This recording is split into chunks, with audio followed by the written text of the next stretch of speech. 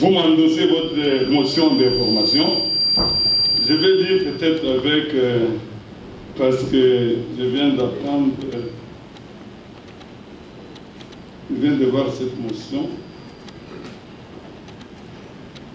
Honorable Président, honorable membre du bureau, honorable député, chers collègues, il y a certains faits qui se passent dans la ville nécessitant qu'ils soient portés à la connaissance de l'Assemblée plénière pour que des solutions idoines soient prises par chaque autorité impliquée dans la situation. Il s'agit de la spoliation de la concession de l'État, mairie de Kolwezi, et le non-paiement de factures par la mairie.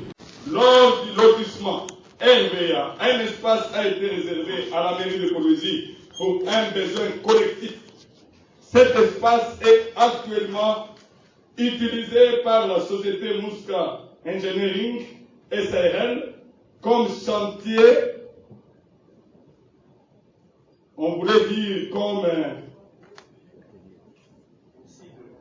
pardon, parce que je vois ici comme chantier dans le cadre ou un entrepôt. Oui, dans le cadre de l'exécution du contrat qui le lie à la mairie de Kolwezi. À notre surprise, cet espace serait attribué par la mairie à des particuliers sans motif possible. Cette manière de faire ne contribue pas à la reconstruction de la province, mais à sa destruction.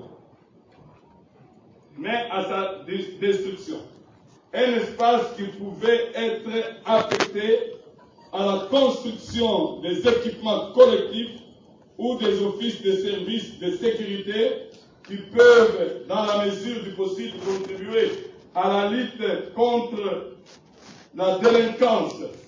Mais la mairie s'évertue à la désaffectation. S'agissant du non-règlement des factures par la mairie, par le contrat numéro 001/21/VK/2020 du 10 janvier 2020, conclu entre la mairie de Kolwezi et la société Engineering SARL, la mairie avait confié à cette dernière de réaliser des travaux de construction de 24 km de route en terre battue au quartier Hervé, commune Manika, dans la ville de Kolwezi.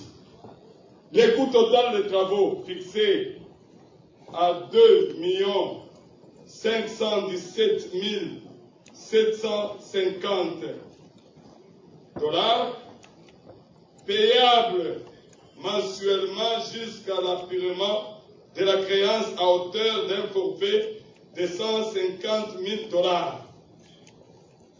Que pour la réalisation de ces travaux, la société Muska Engineering SARL les a réalisés sur base de son propre préfinancement. Mais la mairie n'a payé que presque la moitié du coût des travaux au 25 décembre 2020. Et le reste à payer, évalué à 1 644 133 centimes 42 en dollars, semble être mis aux oubliettes par la mairie. Non seulement le non-règlement de la facture affecte directement la société, mais aussi le personnel employé pour la réalisation des travaux, ainsi que les partenaires de l'entrepreneur. Au regard de ce qui précède, que le maire de la ville soit entendu sur la spoliation de la concession, car elle aurait effectué une désaffectation qui ne va pas dans le sens de l'intérêt général. Pour avoir plus d'informations sur cette question, invitez toute personne pouvant apporter la lumière à cette problématique. Que pour ce qui est de la dette non payée, lui recommander de la payer en vue de résoudre la souffrance des différentes parties prenantes affectées par cet acte antisocial. J'ai dit président. Merci beaucoup, honorable. Il s'agit d'une motion d'information suffisamment longue avec pratiquement de faits saillants, un espace à utilité publique mais désaffecté pour les tiers, en même temps une société gagne le marché, ensuite les payer à moitié. C'est pas la plénière. J'allais penser que puisque nous avons une autorité de marque dans notre salle, on pouvait remettre cette question, le débat, après la présentation des réponses. Mais ce n'est pas ce qu'en dit la plénière. Oui, on a... Je crois que l'occasion faisant le larron, l'invité de cet hémicycle, c'est son chef de tutelle. Donc, il n'y a pas de secret à cela. Je pense qu'il est intéressant. Vous, honorable président, et tous les membres du bureau, nous avons réussi un échange de correspondance entre la mairie et l'entreprise précitée. La société nous a saisis pour se plaindre qu'elle est en train de travailler. La redevance minière est versée tout le mois par les sociétés minières qui exploitent les cuivres et les cobalt chez nous. Mais qu'on fasse travailler une société qui a des engagements, parce que cette société-là a des travailleurs. Ils doivent être payés. Ils utilisent des fournitures. Comment est-ce que cette société-là ne peut pas être payée depuis décembre de l'année passée? La redevance est mensuelle et les travaux de réhabilitation de la voirie urbaine exigent que l'on paye. Ça, c'est d'une part. De l'autre, vous êtes sans ignorer qu'un incendie s'est déclaré dans cet espace. Je pense que tout le monde a appelé Mouska pour lui présenter ses compassions.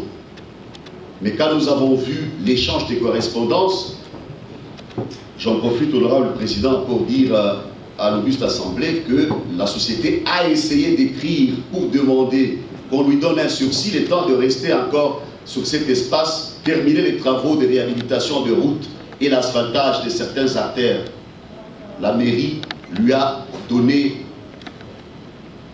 une réponse négative. Pour la mairie, il faut déguerpir et tout de suite. Cet espace, je me rappelle, a été loti. À l'époque, l'honorable Kasséa, je pense qu'il ne va pas me contredire, et les autres membres du gouvernement qui sont ici, ont laissé des espaces vides. Ces espaces devraient aider la province, par exemple, à la construction du gouvernorat qui a été érigé, la construction de l'Assemblée, et là, il y avait d'autres ouvrages, comme l'émotionnaire venait de dire, on pouvait faire un stade, on pouvait créer. Nous parlons de l'insécurité. Au lieu que l'honorable Déoda, mon excellence Déoda, mette des containers, on pouvait utiliser des endroits comme ça pour construire de sous-siat de la police. Mais alors, au nom de quelle loi